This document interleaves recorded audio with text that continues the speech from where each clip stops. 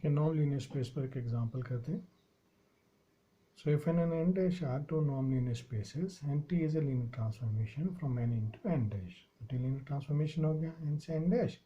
n और n dash दोनों non-linear spaces हैं. तो हमें प्रूव करना है कि ये जो थ्री स्टेटमेंट्स हैं ये इक्विवेलेंट हैं. First is t is bounded, second is t is uniformly continuous on n, t is continuous at some point of n.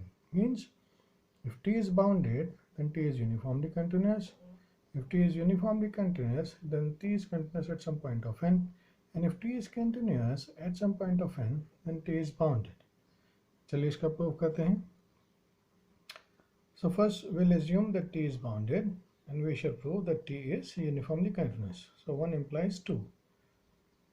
So if t is bounded, then the definition of a bounded linear transformation says the norm of tx would be less than or equal to some positive real number, which is m in this case, multiplied by norm of x. और इससे ही होगा for every x belongs to n. So norm of tx less than or equal to some non-negative or positive real number multiplied by norm of x. This is true for every x belongs to n. तो इसे हमने equation number 1 लिख दिया. हमें prove करना है t uniformly continuous है. तो यूनिफॉर्मली कंटिन्यूस के लिए हमें कोई एप्सिलॉन ग्रेटर देन 0 गिवन है और हम एक डेल्टा चूज कर लेते हैं एप्सिलॉन अपॉन m. अब m से हम क्यों डिवाइड कर सकते हैं? Because m is greater than 0. So m is not equal to 0, therefore we can divide epsilon by m. Okay, अब हम दो पॉइंट्स लेते हैं n में, x1 और x2.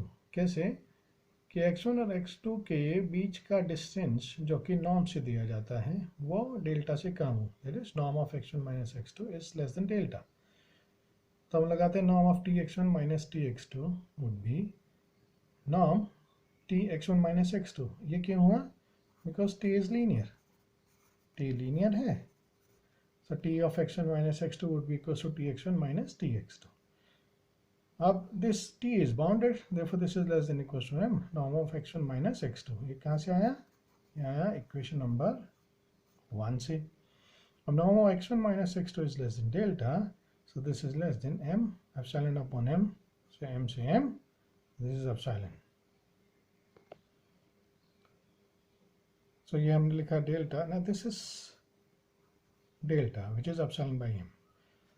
So when norm of x1 minus x2 is less than delta, the norm of tx1 minus tx2 is less than epsilon. This is true for any epsilon greater than 0, therefore t is uniformly continuous.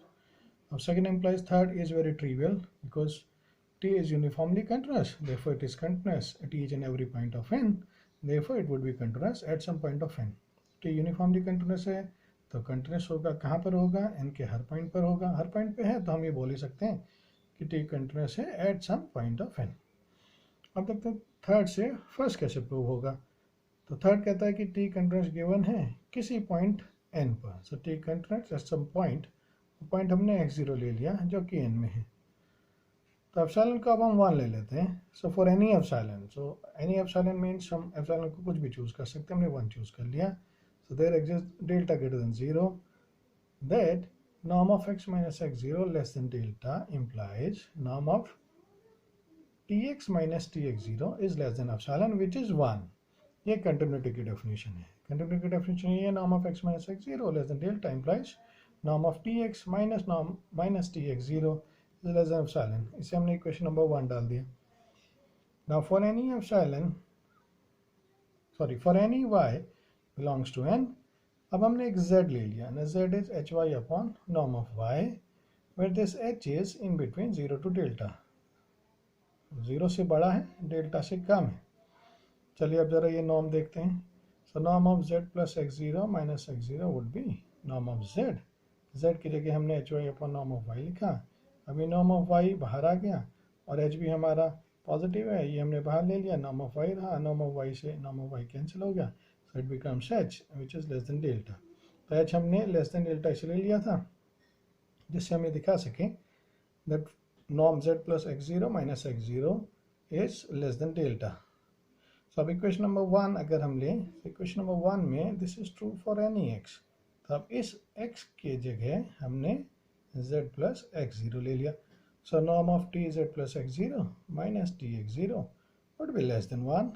ये हमारा equation number 1 से आ गया. हमने question number 2 put कर दिया. Okay ना, norm of T Z plus x zero minus T x zero, ये क्या होगा, ये लीनियर ट्रांसफॉर्मेशन है टी, तो जेड प्लस एक्स जीरो और एक्स जीरो कंबाइन हो जाएंगे, so z plus x0 minus x0, so it becomes norm of tz. Okay, अब z की वैल्यू हमने इसमें पुट कर दी, so norm of t z is H Y upon norm of y. अब h upon norm of y को हमने t से बाहर ले लिया, this is like alpha, so this is like t of alpha x equals to alpha tx, ये linear transformation की property है, तो हमने ये अल्फा बाहर ले लिया. अब इसे हम नॉर्म से बाहर ले सकते हैं because this is positive, so h upon norm of y and a scalar, and this is positive and a scalar, so h upon norm of y and norm of ty. Equation number 3 लिख दिया हमने. so अगर 2 और 3 को combine करें तब हमारे पास now this all comes out to be less than 1, तो ये हमने यहाँ लिख दिया.